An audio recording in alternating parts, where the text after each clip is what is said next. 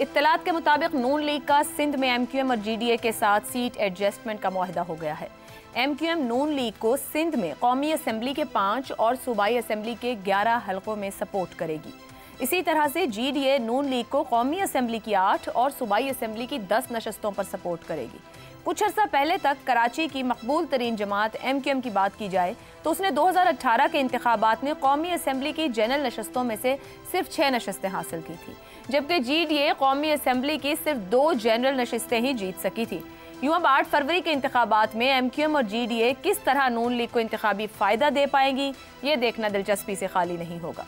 अगर हल्का NA 242 कराची की बात की जाए, जहां MQM शहबाज शरीफ को सपोर्ट करने जा रही है, तो 2018 के इंतखाबात में ये हल्का NA 249 था। उन इंतखाबात में PTI के फैसल वाउडा ने इंतहाई मामूली मार्जिन से शहबाज शरीफ को शिकस्त दी थी, जबकि MQM पाकिस्तान के उम्मीदवार चौथे नंबर पर आए थे। इसी तरह 2021 के ज़िमनी इंतखाबात में इस हल्के में पीपल्स पार्टी के कादिर खान मंदोखेल ने कामयाबी हासिल की और नून लीग के मिफ्ता इस्माइल दूसरे नंबर पर आए। MQM पाकिस्तान के उम्मीदवार छठे नंबर पर आए थे। यूं 2018 और 21 में इस हल्के के इंतखाबात में नून लीग की पोजीशन MQM से बेहतर ही थी। बड़ी सियासी जमात के लीडर के तौर पर शहबाज शरीफ की ख्वाहिश है कि वो पंजाब से बाहर कराची से नशिस्त जीतकर किसी सूबे के नहीं, एक मुल्कगीर लीडर के तौर पर तस्लीम किए जाएं। नून लीग के कायद मियां नवाज शरीफ भी लाहौर के साथ साथ KPK में मानसहरे से इसी मकसद के तहत इंतखाबात में हिस्सा ले रहे हैं।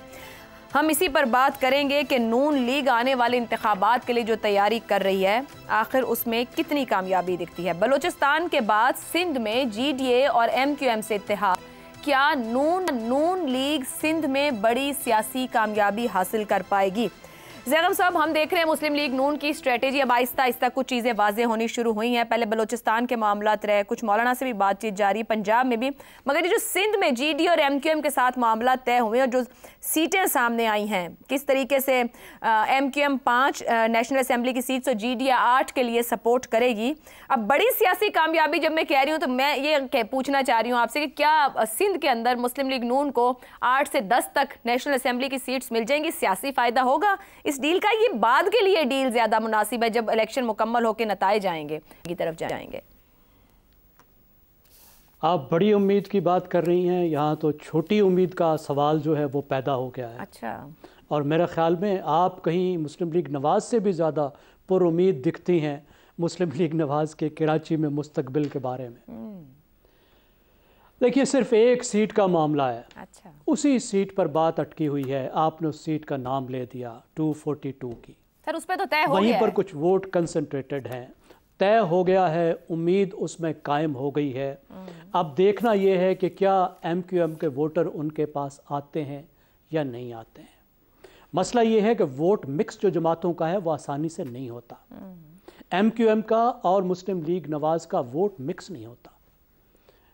MQM अगर वोट दे भी दे, कह भी दे, तो जरूरी नहीं कि उसका वोटर जाके मगर ज़ैगम साहब, कतई कलामी की माजरत, मैंने 18 और 21 का हवाला दिया। नून लीग आगे है MQM से इन दोनों इलेक्शन। जी बिल्कुल आगे। मैं सिर्फ ये अर्ज कर रहा हूँ कि रीजनल पार्टी का मुस्लिम लीग नवाज जैसी एक कौमी नजरिया पाकिस्तान वाली जमात के साथ वोट मिक्स नहीं होता।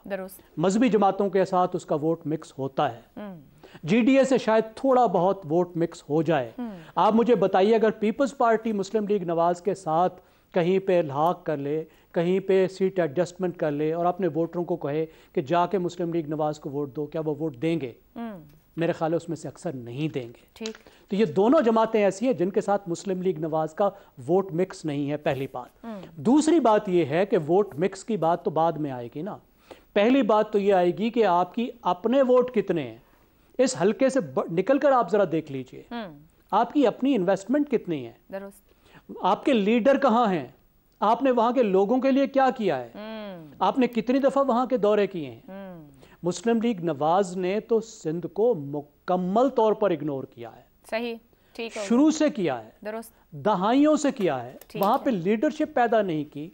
जो लीडरशिप पैदा हुई उनको जलील और रुस्वा करके निकाल दिया, उनको जगह नहीं दी। इस वक्त हालत ये है कि उनका एक ही लीडर है इस वक्त, वो बशीर मेमन है, जो अभी पुलिस से रिटायर हुआ है। सही हो गया। इससे पहले जितने लीडर्स के आपके नाम जहन में आते थे, जो कुछ साल से वहां काम कर रहे थे, वो वहां मौजूद ही नहीं है। ठीक है। ठीक हो गया। और अवाम पे कोई इन्वेस्टमेंट नहीं है, तो मुझे नहीं लगता कि इस एक सीट से बढ़कर मुस्लिम लीग नवाज एक सिंध सीट में से कोई ज्यादा उम्मीद नहीं रख मिलेगी। सकती कह रहे हैं इन्वेस्टमेंट जमात के अंदर है ना वोटर के ऊपर है। हसन निसार साहब, तो ये फिर बलूचिस्तान में कुछ कर लें, कुछ सिंध में हो जाए, कुछ केपी में हो जाए, नून लीग पंजाब की पार्टी से एक मुल्क गिर जमात बनने की कोशिश कर रही है, क्या वो कामयाब हो पाएगी? अच्छा बादशाह, मुझे इजाज़त दें, मैं पिछले सवाल के हवाले से सिर्फ 2 जुमले जी जी। कि आजकल मेरी एक ऐसी वीडियो बहुत ज़्यादा वायरल हो रही है जो पहली बार उस वक्त आई सामने जब पीटीआई की हुकूमत को बमुश्किल 1.5 साल हुआ था। उस पर मैंने कहा था कि ये मतलब बेड़ा गर्क, तवक्कुआत बहुत ज़्यादा थी। मैंने रीजंस 3 दी थी, तवक्कुआत, बेतहाशा, अदम तैयारी, कमज़ोर टीम। ये आजकल ये मेरा अपना है, उस पे है 90,000 से ज़्यादा। मुझे हैरत हुई कि इतनी पुरानी बात लोगों को वो अब रजिस्टर हुई है, तब पता नहीं कितनों को हुई थी नहीं। दूसरी बात, मीनार पाकिस्तान के जलसे के बाद मैं उस वक्त पाकिस्तान के नंबर 1 अखबार में कॉलम लिख रहा था। मैंने कहा था कि अब पीटीआई टेक ऑफ कर गई है और इमरान इस सूरत हाल से 2-4 है कि मौले नू मौला ना मारे ते मौला नहीं मरदा। दोनों बातें एक तो आजकल चल रही है, दूसरा वो अखबार निकाल के देखें। अब चलते हैं आगे। ये जो आपने कहा ना कि इनके साथ मिलके ये वो वगैरह वगैरह, तो ये मेरे नज़दीक पाकिस्तान जहां खड़ा है, मैं ये बात इंतहाई नापसंदीदगी के साथ कर रहा हूँ। अकेले नवाज शरीफ को दे दो, ये चूं चूं का मुरब्बा बनाया ना, अगर 1% चांस भी हुआ रिकवरी का, वो नहीं होना। अव्वल तो 1% भी नहीं है, ये मैं बार बार दोहरा रहा हूँ। और पिछले चंद साल से, ये पीटीआई के दौर से मैंने शुरू किया था, ये हथकड़ियां पहन के दरिया के पार तैर के उतरने वाली बात है हुजूर। ठीक हो गया। नून लीग किसी गैबी मदद के तावीज गंडे के बगैर लाहौर में भी कामयाबी हासिल कर ले, अच्छा, तो लाहौरिये हैरान रह जाएंगे। मुझे तो छोड़ें आप, चलें।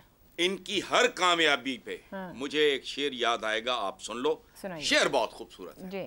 मैं ख्याल हूं किसी और का, मुझे सोचता कोई और है, ये औकात है। चलें जी इफ्तिखार साहब, लेकिन अभी फिलहाल ये जो सियासी इत्तेहाद हो रहे हैं, कितनी सियासी कामयाबी आप समझ रहे हैं मुस्लिम लीग नून के लिए? बहुत ज़्यादा कामयाबी है। ये कदम उठाना ही कामयाबी है।